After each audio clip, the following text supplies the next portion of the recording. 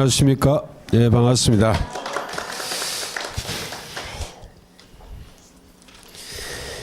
예, 오늘은 175페이지 5번 취소권의 소멸입니다. 네? 아, 거기 맞아요.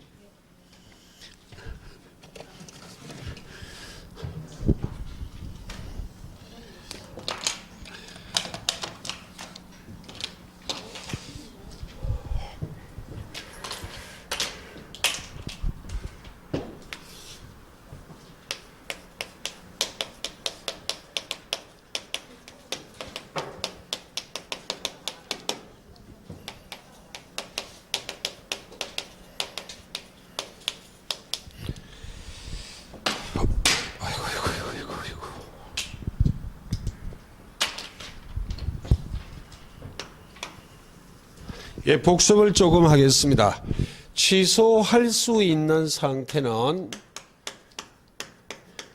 그 법률행위는 일단은 유효한 상태, 유동적 유효 상태라 그랬습니다.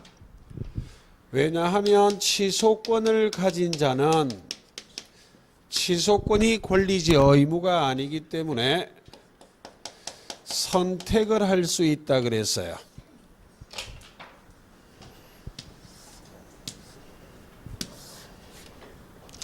예, 취소권을 선택할 수 있다는 말은 취소권을 행사할 수도 있고 취소권을 행사할 수 없음이 확정이 되는 경우도 있습니다.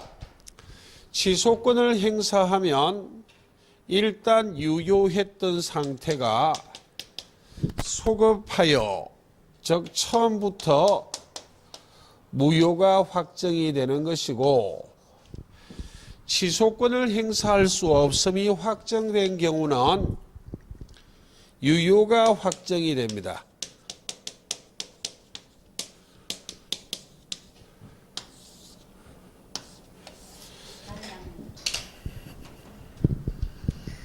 그럼 여기서 우리가 확인할 것이 어떤 경우에 취소권을 행사할 수 없음이 확정된 것인가 하는 게 세 가지가 있어요. 첫째는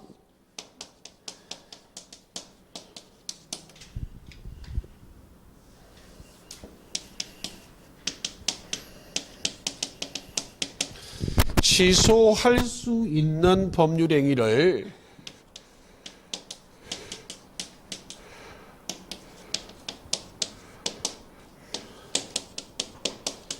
추인하거나 또는 법정 추인하거나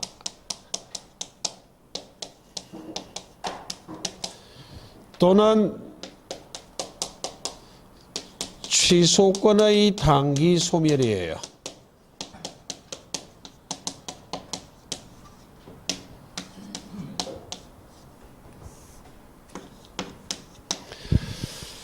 결국 원칙은 선택한다는 이야기는 취소할 수 있는 상태에서 취소권을 행사하거나 또는 추인하거나 이 두 가지를 선택한다는 것이 선택의 문제입니다.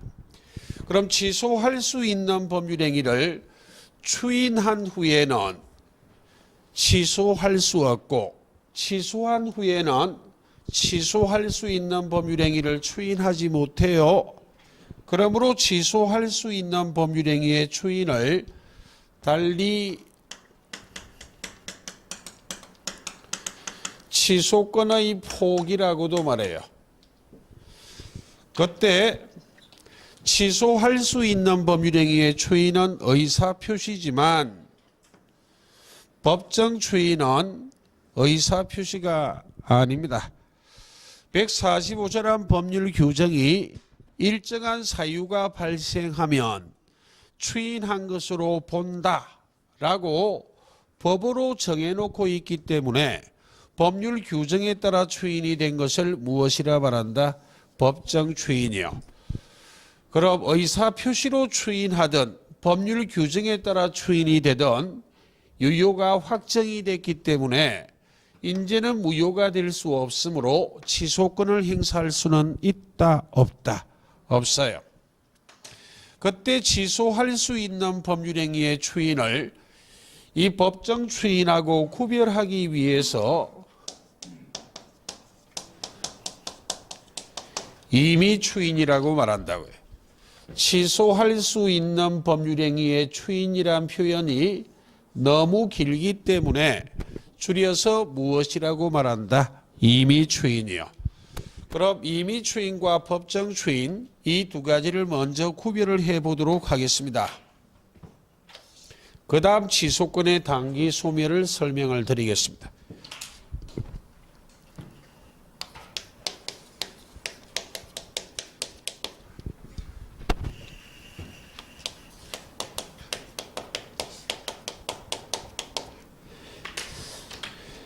추인하겠습니다라는 의사표시로 취소할 수 있는 법률행위가 추인이 되는 경우가 있고, 추인하겠다는 의사표시한 적은 없지만 일정한 사유가 발생하면 법률이 추인한 것으로 본다라고 규정하고 있기 때문에 법률 규정에 따라 추인이 되는 경우도 있습니다.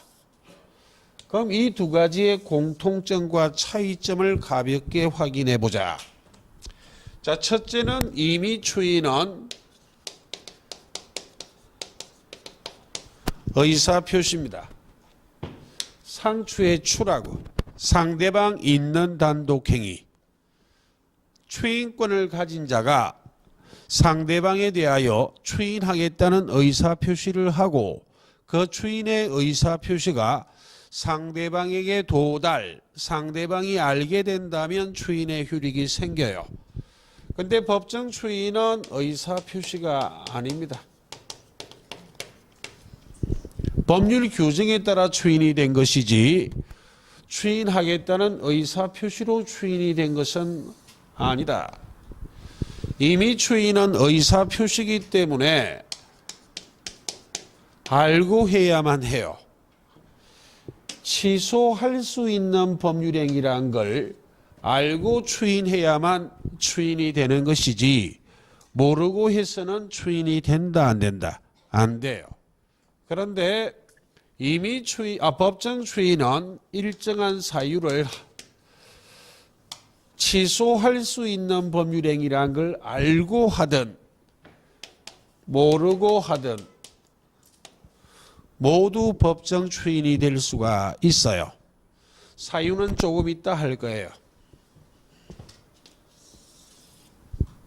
그리고 임의 추인이든 법정 추인이든 공통점은 취소의 원인이 종료란 말과 소멸이란 말이 같은 말입니다. 소멸된 후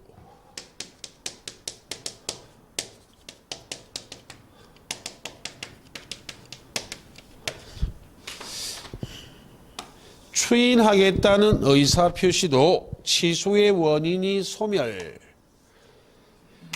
취소 사유가 제착사강이라 그랬습니다.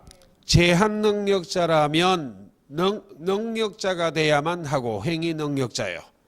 차고 사기 강박에 의한 의사표시를 한 자라면 차고 사기 강박 상태에서 벗어난 후 추인하겠습니다라는 의사표시를 해야만 원칙적으로 추인이 되는 거예요. 법정 추인도 일정한 사유, 조금 이따 전희경 담양강을 할 거예요. 일정한 사유가 취소의 원인이 소멸, 종료된 후 해야만 법정 추인이 된다는 공통점이 있다. 그런데 임의 추인에는 예외가 있어요.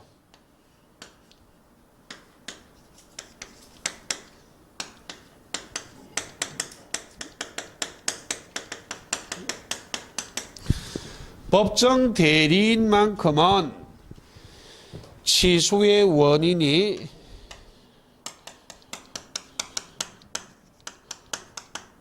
소멸되기 전에도 추인할 수 있다.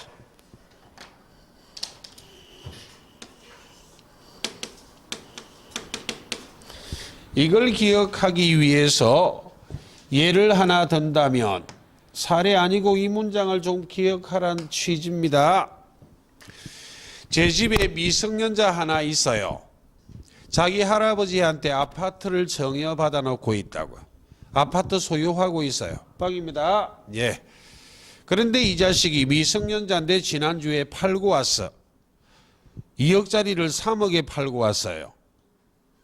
제가 얼마나 기특했던지. 근데 고등학교 졸업하면 공인중개 시킬 거예요. 니는 대학 갈 필요 없어.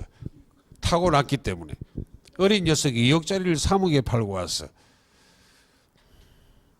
제가 추인하고 왔다고. 아직 그 녀석은 미성년자예요. 지금 이거 하고 있다 이거요. 법정 대리인만큼은 취소의 원인이 종료되기 전에도 추인할 수 있다 없다 있어요. 원칙은 취소의 원인이 종료된 후에 하는 게 원칙이에요. 예. 를 기억하시고 그럼 이 법정 추인에서 기억하실 것이 도대체 추인의 의사 표시한 적이 없는데도 어떤 사유가 발생해야만 법정 추인이 될 것인가? 일정한 사유가 발생하면 법이 추측했다는 말입니다. 무엇을 취소하지 않으려고 하는가 보다를 법이 추측한 거예요. 그 일정한 사유가 6가지예요. 그 6가지를 정확하게 기억할 가치 없어요. 그 6가지가 전희경 담양강이에요.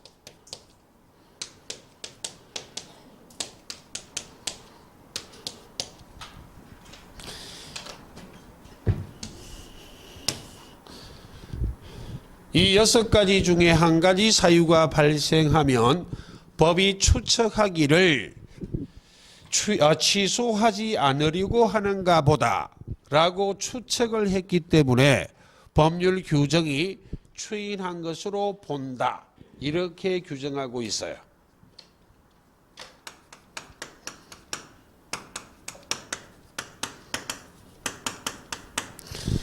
취소권을 행사하지 않으려고 하는가 보다라고 추측했기 때문에 법률은 무엇한 것으로 본다고 규정하고 있다. 추인한 것으로. 그 말입니다. 예. 그 중에 이 6가지는 정확하게 암기할 가치 없어요.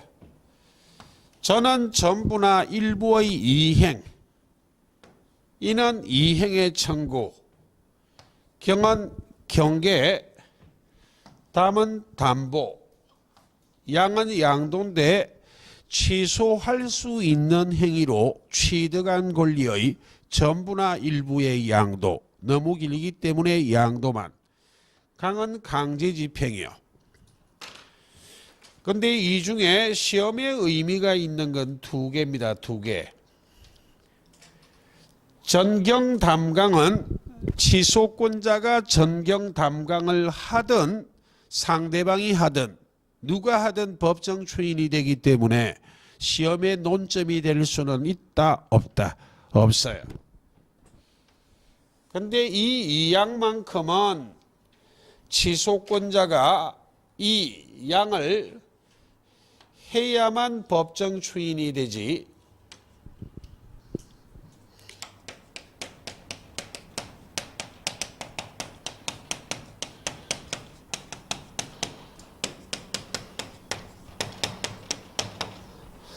상대방이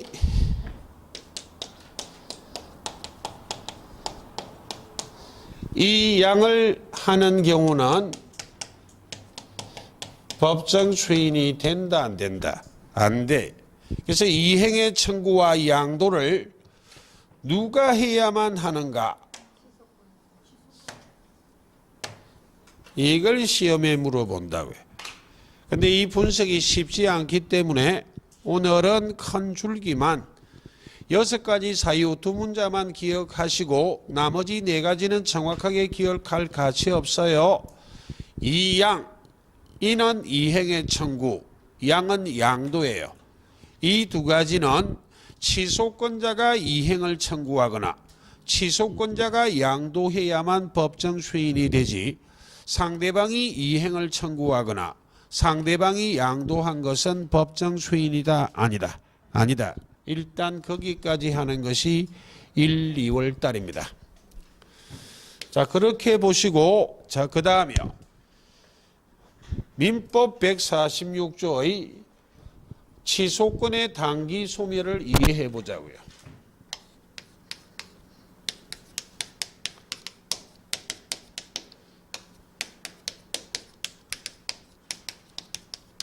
판서하는 건 처음이자 마지막이기 때문에 잘 보십시오. 모든 걸 다 적고 있을 수는 없거든. 취소할 수 있는 상태는 취소권을 가진 자는 무효를 확정시켜 버릴 수도 있고 유효를 확정시켜 버릴 수도 있고 유무효를 결정하는 두 자루의 칼을 들고 있기 때문에 상대방의 입장에서는 불안정적이잖아요.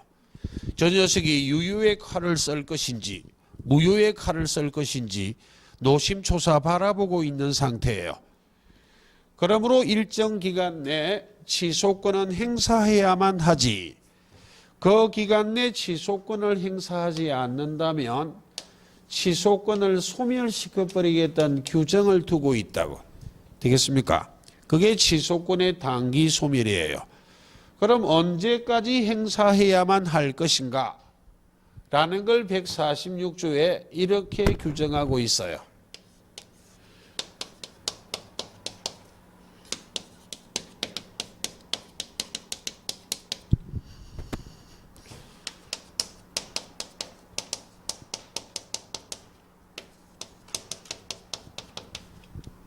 정확한 암기 필요 없습니다.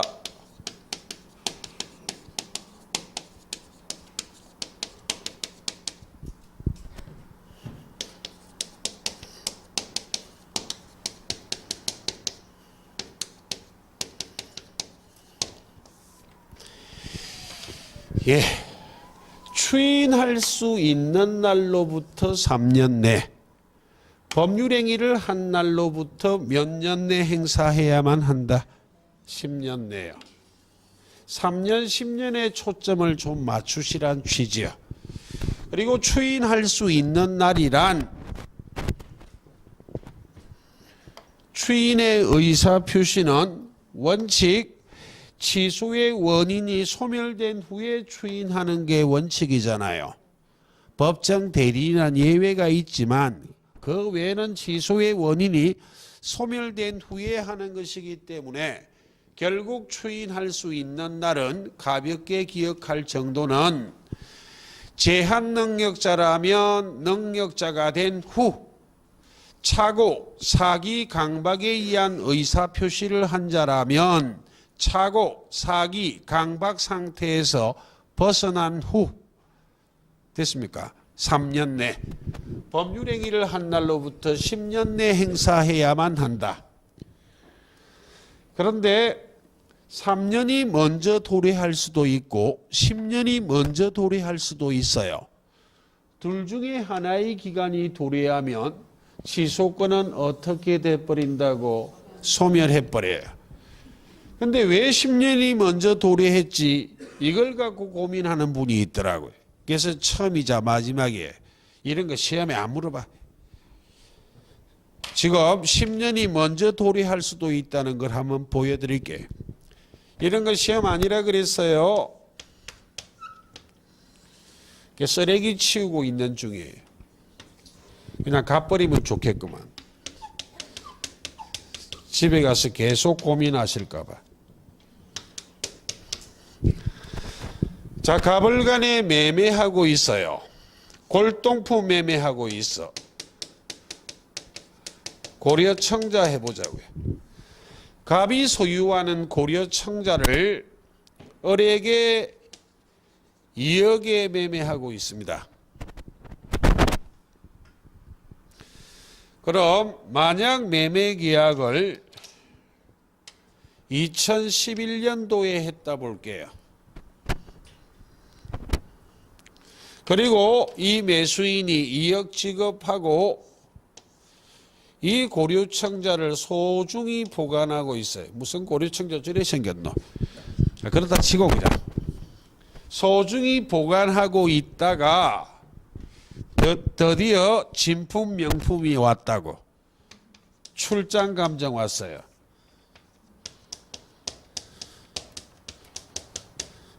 이 출장 감정에 이 고려청자를 들고 나갑니다.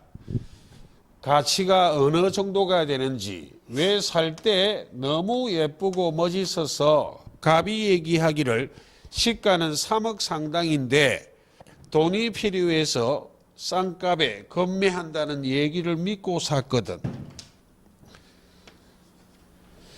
출장 감정이 2015년도에 왔습니다.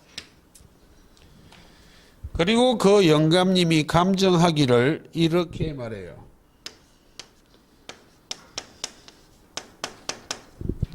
가짜라고. 가짜란 이야기는 사기당했다는 이 말입니다. 그럼 이 경우는 법률행위를 한 날로부터 10년은 대충 2020년이잖아요. 기간은 우리 시험 범위가 아니기 때문에 기간의 계산법 이런 건 공인중개사에 안 물어보기 때문에 월, 일 이런 거 안 한다고. 대충 10년이 2020년도예요. 그럼 사기당했다는 걸 언제 알았다고? 2015년. 그럼 추인할 수 있는 날로부터 3년은 대충 2018년이잖아요. 무엇이 먼저 도래했다고? 2018년이 되겠습니까? 2018년이 먼저 도래했기 때문에 2018년까지 취소하지 않는다면 더 이상 취소권은 행사할 수 있다? 없다? 없어요. 그럼 만약 2019년도에 왔어. 그리고 가짜래. 2019년도에 사기당했다는 거 알았대. 법률행위 한 날로부터 10년은 그대로입니다. 예.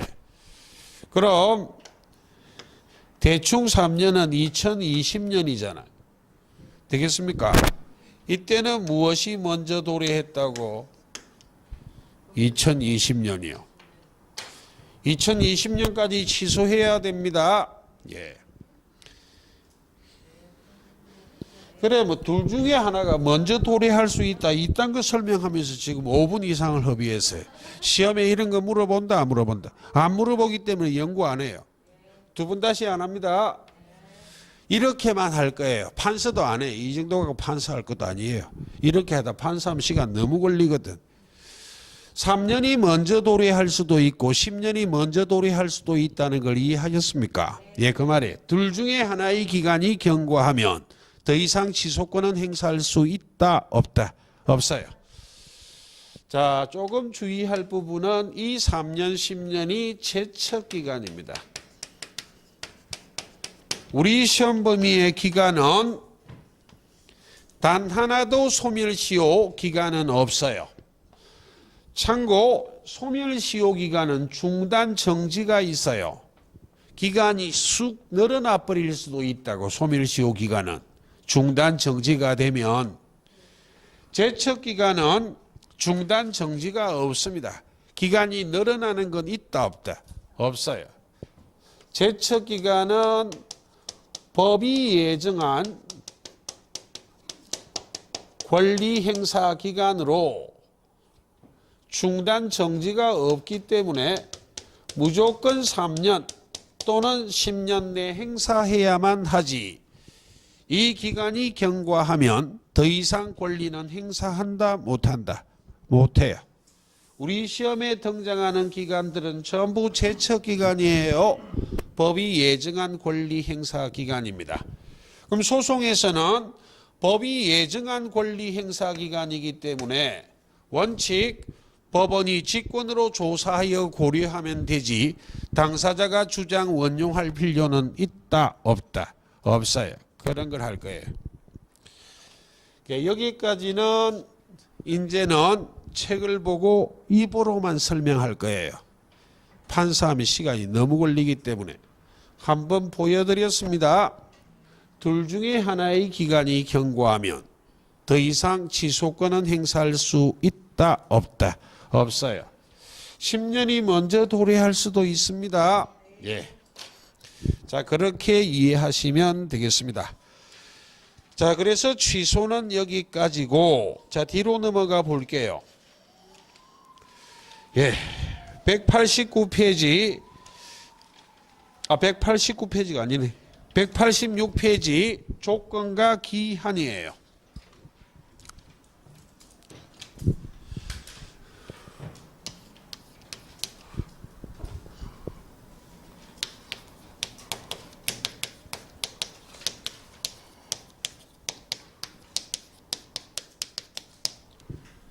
예, 법률행위의 부관을 설명드립니다.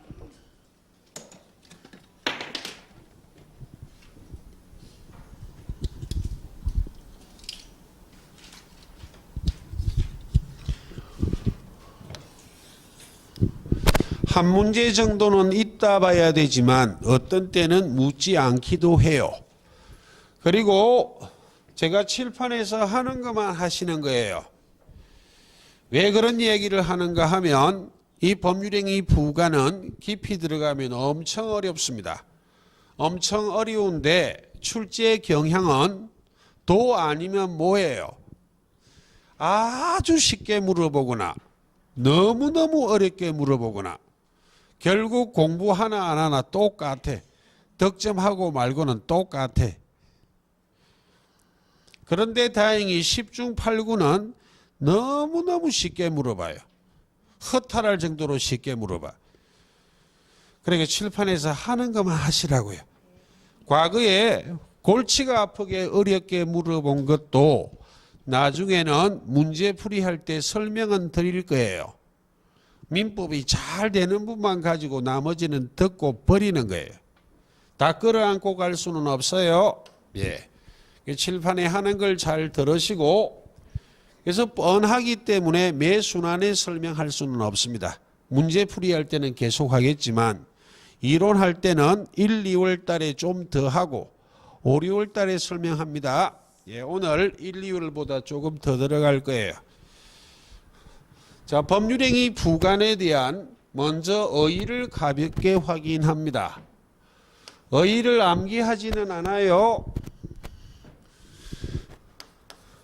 거기서 두 가지를 뽑아내기 위해서 어휘를 하고 있어요.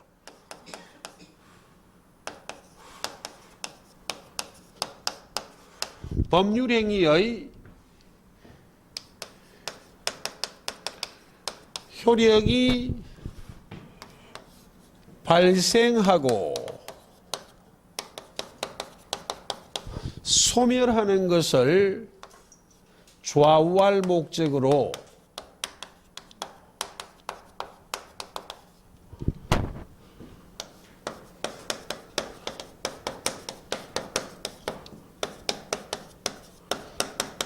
당사자가 임의로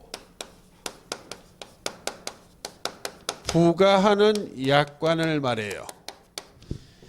이 긴 개념을 확 줄여서 무엇이라고 말한다고? 부관이라고. 부과했다는 말이 붙였다는 말이에요. 붙일 부자예요. 법률행위를 할 때 당사자가 임의로 부관을 붙여버릴 수 있다고. 그 부관을 붙인 이유가 법률행위의 효력이 발생하고 소멸하는 것을 좌우할 목적으로 당사자가 임의로 부과해야만 무엇이다? 부관이다. 효력, 임의 이 두 가지 단어가 필요할 뿐이에요. 그럼 먼저 효력부터 해볼게요. 이런 거 했었잖아요. 법률행위의 요건이요. 성립 요건,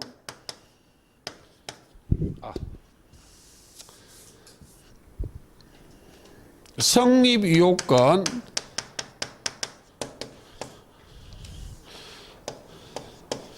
효력 요건 했었잖아요. 그럼 지금부터 하는 부가는 성립 요건이다, 효력 요건이다. 효력 요건이다. 이걸로 갖고 정답을 만든 적도 있어요. 성립 요건이라 틀린 지문을 만들어 정답을 만들어 버렸다고. 성립 요건이 아니라 무엇이다? 효력 요건이다. 그럼 법률행위 부관이 무엇이 있는지 원래는 세 가지인데 하나는 우리 시험 범위가 아니기 때문에 줄여버려서 두 개를 딱 적어놨다고. 조건, 기한, 부담이란 게 있지만 부담은 우리 시험 범위가 아니기 때문에 교재는 그냥 부관을 무엇이라 해놓고 있어. 조건, 기한이라고.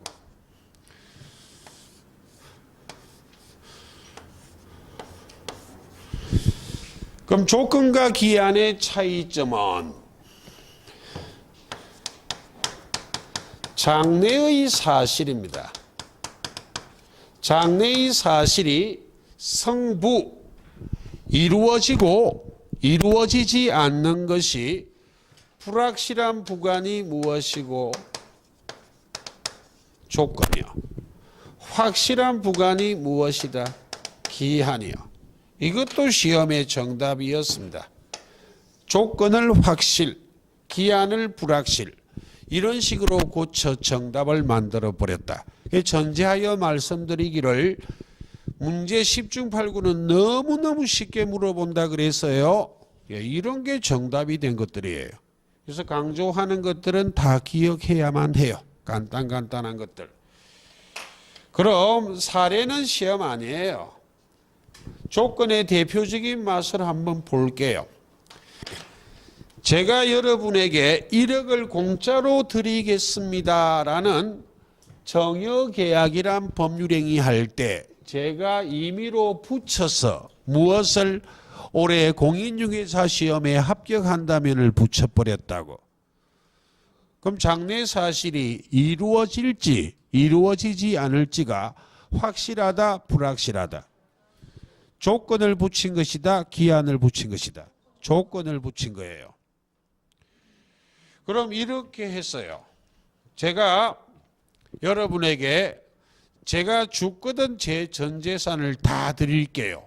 정리역 계약을 할 때 제가 임의대로 제가 죽거든을 붙여버렸어.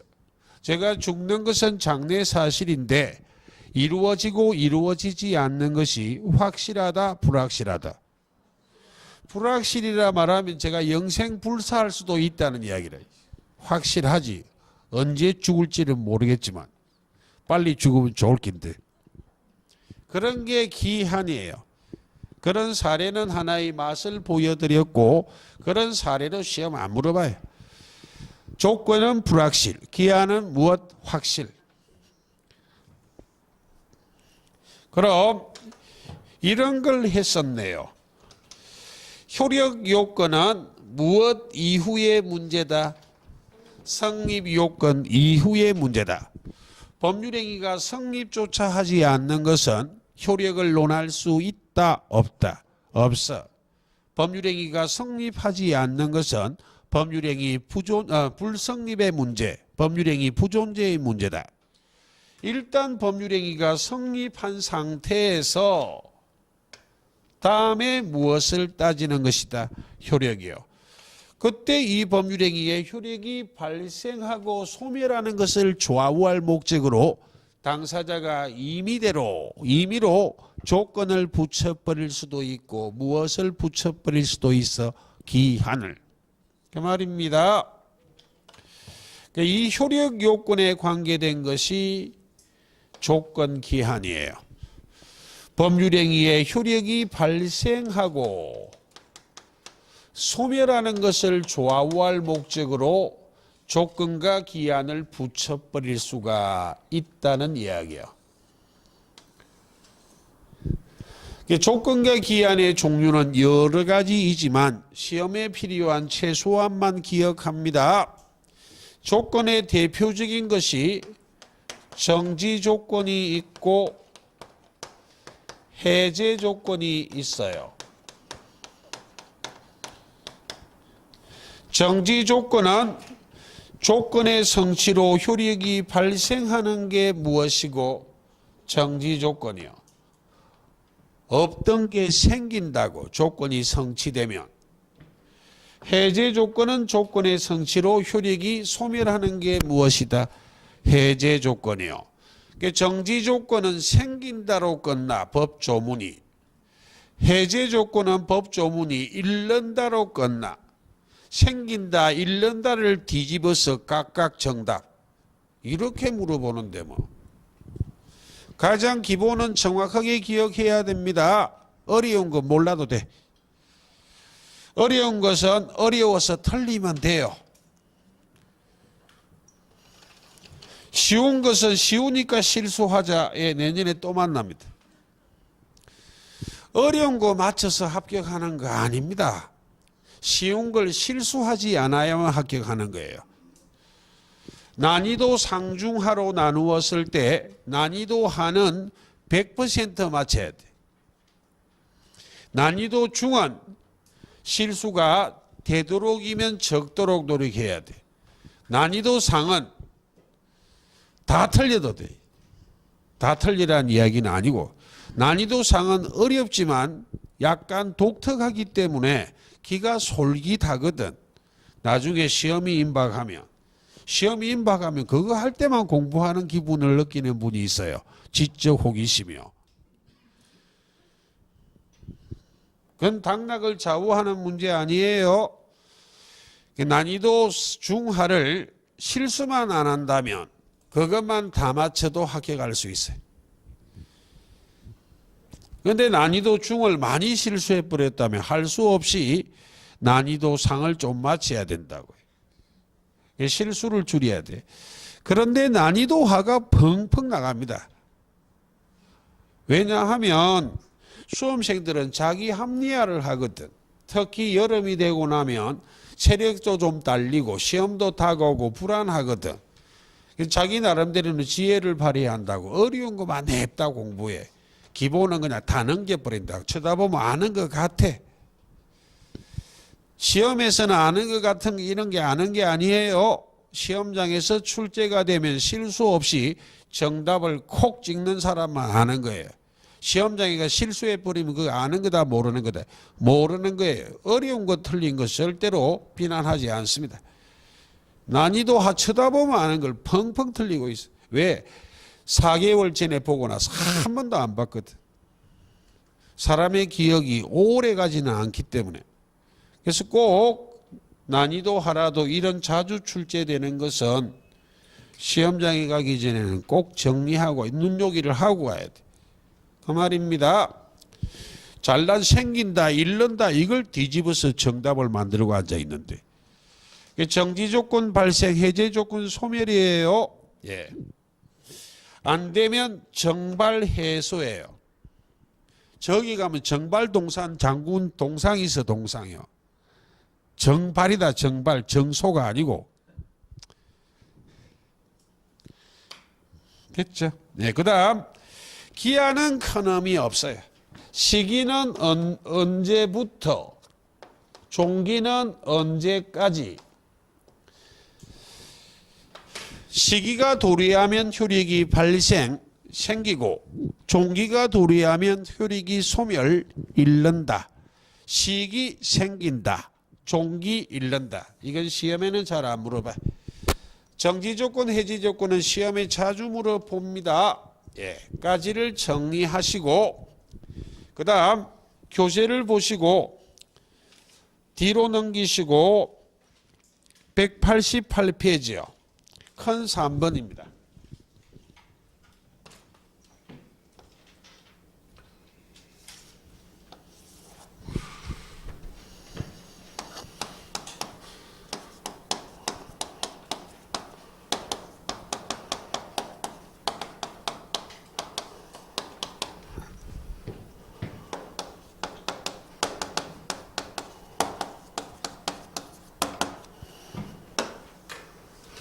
친하지 않은이란 말이 붙일 수 없는이란 말이에요.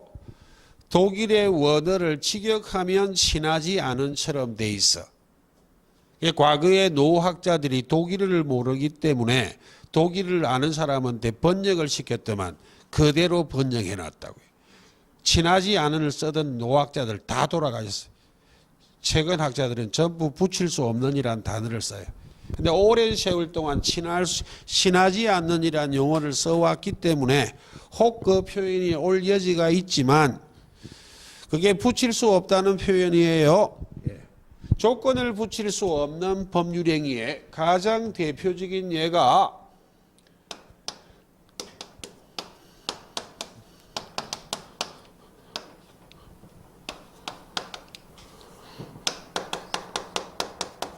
상포성 어수단입니다.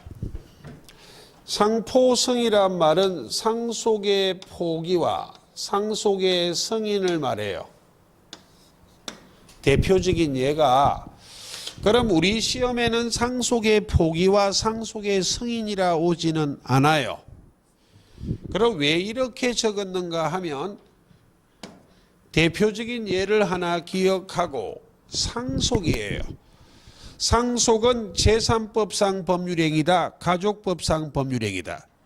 가족법상 법률행위예요. 시험 지문은 주로 이렇게 온다고. 우리 시험에는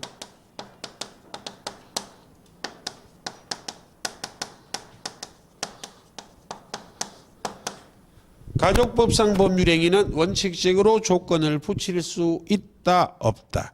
없다고. 그럼 결국 이 법률행위는 가족법상이다, 제3법상이다. 아니, 가족법상 법률행위에 조건을 붙이지 못한다면 결국 이 법률행위는 제3법상 법률행위잖아. 되겠습니까? 제3법상의 법률행위에 조건을 붙이는 것이지 가족법상 법률행위는 조건 붙이지 못해요. 그 대표적인 예가 무엇이다? 상속의 포기와 상속의 승인이요. 두 번째 어수요.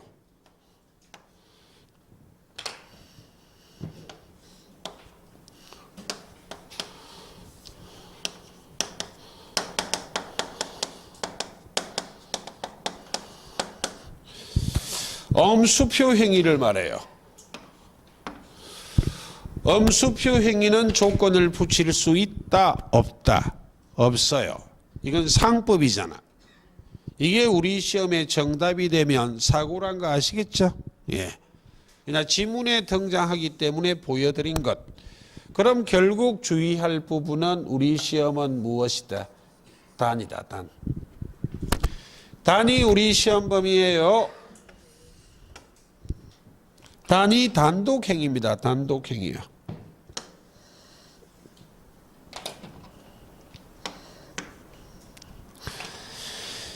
단독행위는 의사표시가 하나인 것을 말해요. 의사표시가 하나인 것을 말하기 때문에 의사표시하는 자가 조건을 붙여버린다면 상대방에게 불이익이 생길 염려가 있다, 없다? 있기 때문에 원칙적으로 단독행위는 조건을 붙인다, 못 붙인다? 못 붙여요. 근데 예외적으로 단독행위도 조건을 붙이는 예외가 있습니다. 그럼 거의 대부분의 예외는 원칙을 반대 해석했다 그랬어요. 원칙이 왜를 시험에 묻지는 않지만 조금 전에 설명드렸어요. 원칙적으로 단독행위에는 조건을 붙이지 못하는 이유가 상대방에게 불이익이 생기기 때문에. 그러므로 예외적으로 조건을 붙이는 것은 두 가지 아니냐고. 상대방의 불이익을 방지하기 위해서 원칙적으로 조건을 붙이지 못하기 때문에 상대방이 조건을 붙여도 좋습니다라고 동의를 해 주었거나 또는 상대방에게 불이익이 생기지 않는다면 예외적으로 조건을 붙일 수 있다, 없다? 있다. 상대방이 조건을 붙여도 좋다고 동의를 해 주었거나 또는 상대방이 동의를 해 주지 않는다 할지라도 애초부터 단독행위 중에 오로지 상대방에게 이익만이 생기지 불이익이 생기지 않는다면 예외적으로 조건을 붙일 수 있다, 없다? 있어요. 이건 이렇게 적었는데 상대방에게 이익만을 주는 행위예요. 상대방에게 이익만을 준다는 말이 상대방에게는 불이익이 생긴다, 안 생긴다? 안 생겨. 오로지 상대방에게 이익만이 생기는 그런 단독행위는 예외적으로 조건을 붙일 수 있다, 없다? 있어요. 그 대표적인 예 두 가지를 기억해야 돼.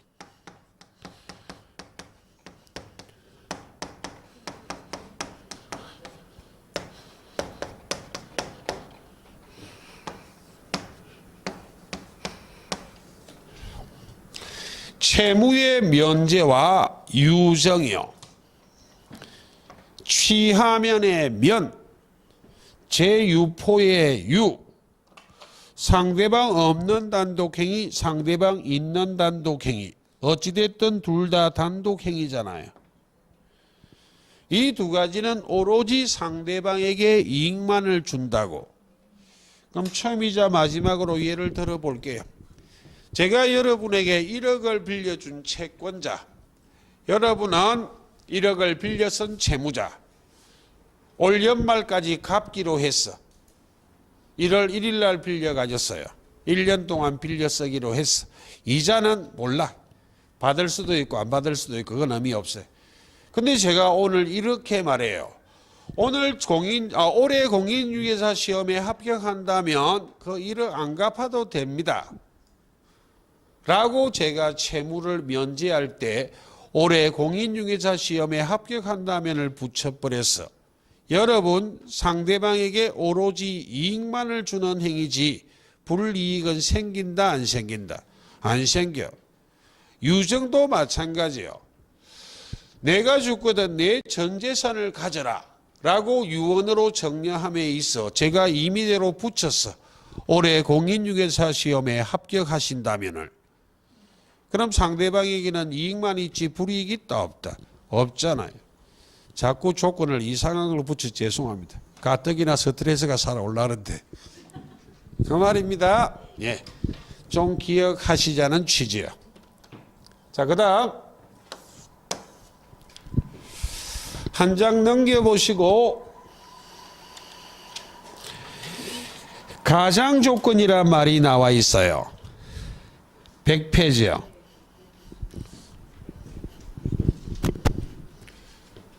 예, 가장조건까지 하고 쉴게요. 자, 칠판을 잘 보시고 조건처럼 보이는데 조건을 가장하고 있대요. 조건이다, 아니다? 조건처럼 보이지만 조건이 아니기 때문에 무엇이라 말해? 조건을 가장하고 있다. 가장조건이요. 이 가장조건이 4개가 있어요.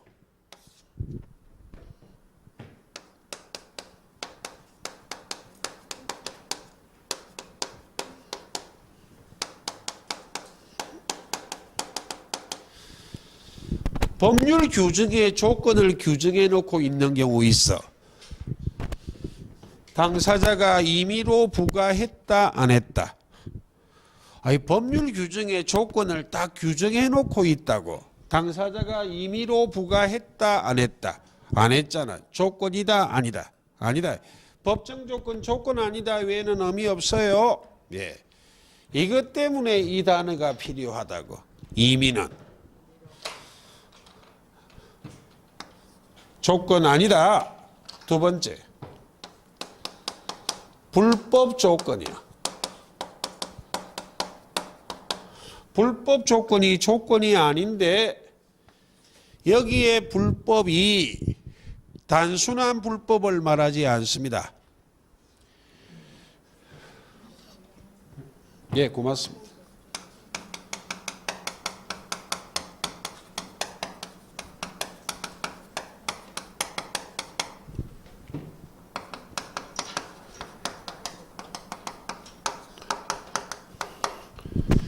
선량한 풍속 기타 사회 질서를 위반한 것을 의미해요. 그럼 결국 불법 조건은 이렇게 말할 수도 있겠네.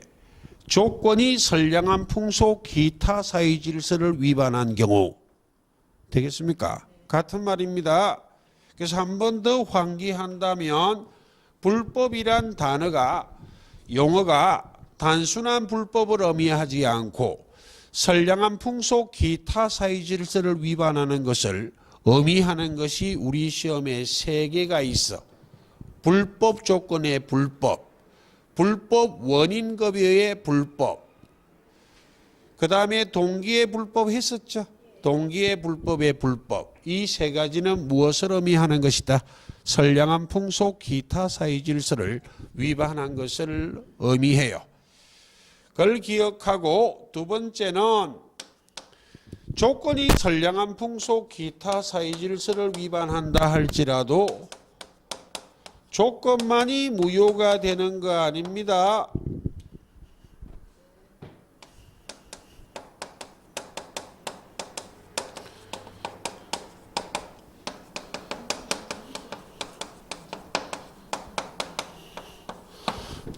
조건만이 무효가 되는 것이 아니라 법률행위 전체가 무엇이 되는 것이다?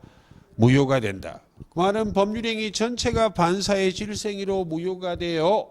이 논리는 이것도 똑같아요. 나온 김에 해보자고.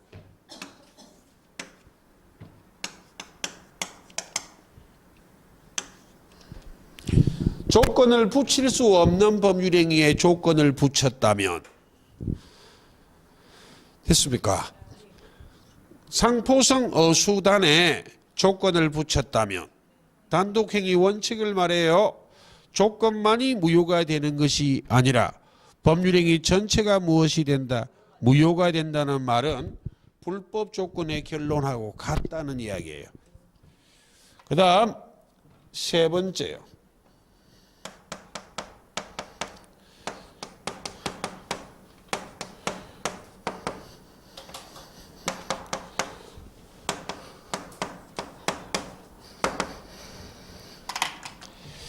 기성조건, 이미 기자, 이룰 성자. 이미 조건이 이루어져 있다고. 장래 사실의 성부, 이루어지고 이루어지지 않는 것이 불확실한 부관이 무엇인데 조건이라고. 되겠습니까? 그럼 이미 조건이 이루어져 있는 것은 장래 사실의 성부가 불확실하다, 불확실 안 하다. 불확실 안 하잖아. 조건이다, 아니다. 아니라니까요. 불능 조건.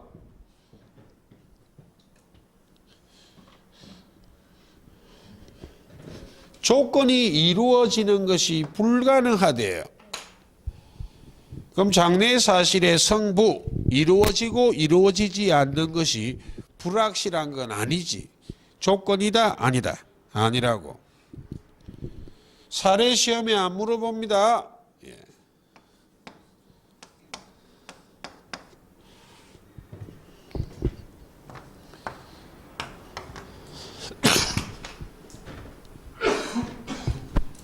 죄송합니다.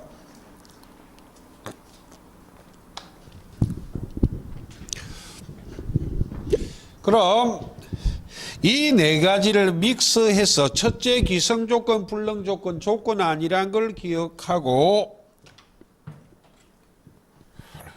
이 4가지를 믹스해서 시험에 너무너무 자주 물어봐 왔었어요. 엄청난 빈출이에요. 두 번째 빈출이에요. 제일 자주 출제하는 건 다음 시간에 해야 되겠네.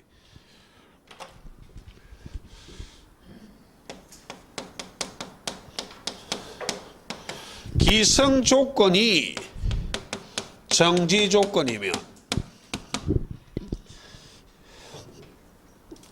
조건이 이미 이루어져 있다는 말은 플러스적인 요소예요. 정지 조건은 발생이기 때문에 플러스입니다. 그럼 산수하면 돼. 기정조 이런 거 하지 마시고 기성 조건이 정지 조건이면 플러스는 무엇이다? 교재 박스에 정리가 되어 있기 때문에 적지는 않을게요. 조건 없는 법률행위라고 민법이 규정하고 있어. 조건 없는 법률행위란 말은 유효하다는 말이에요. 달리 없을 무자를 써서 무조건이라 말해. 사례는 시험 아닌데 한번 해보자고. 자, 지금은 인구의 회자하는 식으로 표현해요. 과학을 이야기하는 건 아니다. 내일 동쪽에서 해가 뜬다면 1억을 드릴게요. 내일 동쪽에서 해가 뜨는 것은 이미 이루어져 있다, 이루어져 있지 않다. 이루어져 있지. 지구가 도는데 이런 거 하지 마시고. 정지 조건은 그럼 상대방에게 1억이 없다가 생기기 때문에 무엇이라 정지 조건이에요. 사례 시험 아니라 그랬습니다. 플러스란 말은 유효해요. 유효하다는 말을 법률 규정이 조건 없는 법률행위다. 조건 없는 법률행위란 말은 결국 그냥 내일 1억 드릴게요 했다는 말이에요. 유효해. 사례 시험 아니에요. 기성 조건이 해제 조건이면 해제 조건은 소멸이기 때문에 플러스다 마이너스다. 소멸은 있던 게 사라지기 때문에 마이너스적인 요소라고.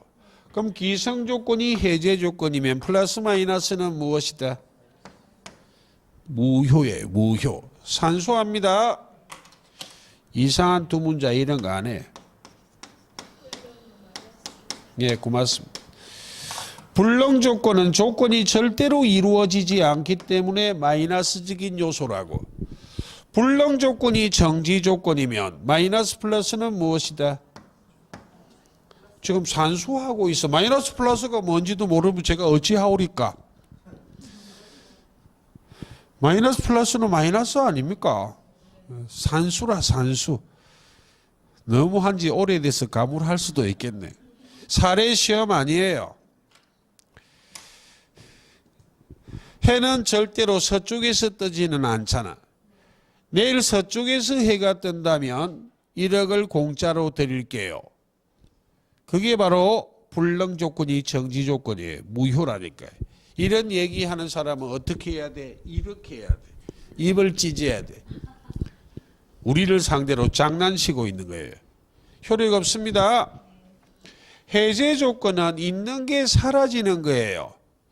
그럼 가령 예를 든다면 부모님한테 생활비를 다 쓰고 있어 지금. 되겠습니까? 그런데 부모님이 이렇게 말씀하세요. 내일 해가 동쪽에서 뜬다면 주던 생활비를 중단하겠다. 되겠습니까? 효력이 있다 없다? 없다니까요. 공부 열심히 하라는 이야기입니다. 그런데 불능 조건이 해제 조건이면 마이너스는 무엇이다? 플러스예요. 유효하다 조건 없는 법률행위. 사례 시험 아니에요. 내가 내일 해가 서쪽에서 뜬다면 주던 생활비를 중단하겠다. 라고 말한 것은 유효다 무효다. 유효하기 때문에 진짜로 효력 있다는 이야기예요. 조건 없는 법률행위라. 생활비 중단하겠다는 법률행위라 그냥. 그런 사례는 시험이다 아니다. 그 사례는 사법시험 문제예요. 그런 것들은. 우리 시험은 단순한 법 조문만 물어보기 때문에 산수를 하면 됩니다. 기성 조건은 플러스, 불능 조건은 마이너스, 정지 조건은 플러스, 해제 조건은 무엇? 마이너스. 그래서 플러스 마이너스 하면 돼요. 예, 산수를 하시면 된다. 이게 엄청 중요하다. 여러 차례 정답이 됐던 요소예요.